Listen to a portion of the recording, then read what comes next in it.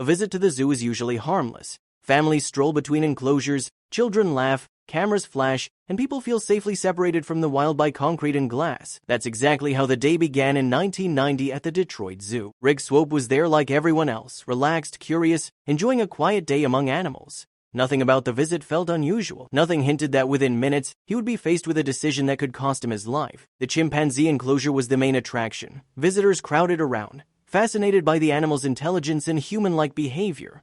Chimps look playful from a distance, almost friendly, but those who work with them know the truth. Chimpanzees are incredibly strong, unpredictable. Their moods can change in seconds. They don't just fight, they attack. Even trained handlers keep their distance, fully aware of what a frightened or angry chimp is capable of. Rick didn't know any of that. He stood among the crowd, watching as the chimps moved around their enclosure. Children pointed, phones were raised. Then suddenly, the atmosphere shifted. Two chimps began to argue. At first, people thought it was part of the show, a display, something interesting to film. The chimps screamed, charged, and circled one another. The tension rose quickly, but no one stepped back. Then it happened. One chimp was shoved toward the edge of the enclosure. His name was Jojo. Before anyone could react, he lost his footing and fell into the water below. The crowd froze.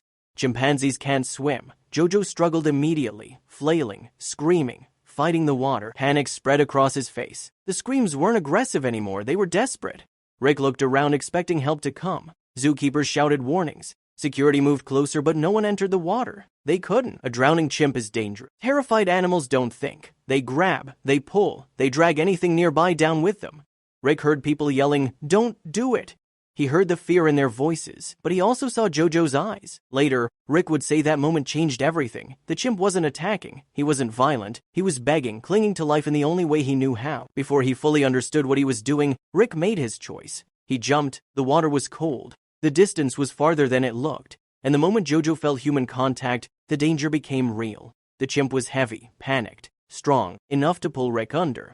Still, Rick didn't let go. Every second felt longer than the last as he struggled toward the shore, fighting the water, the mud, and the sheer weight of a terrified animal hanging onto him. Then just as he reached the edge, Rick slipped. The crowd screamed, and suddenly, he was alone. Rick hit the mud hard. For a split second, the water filled his mouth and nose. Jojo's grip tightened instinctively, his weight pulling Rick back toward the deep. From above, people screamed for help, but no one moved. No one else jumped. Not because they didn't care, because they were terrified. Rick forced himself up, slipping again as his hands searched for something solid. The mud was slick, the edge unstable, every movement felt slower than it should have been. Jojo screamed louder. Security footage later showed just how close everything came to ending differently. A frightened chimp clinging to a man who was barely staying on his feet.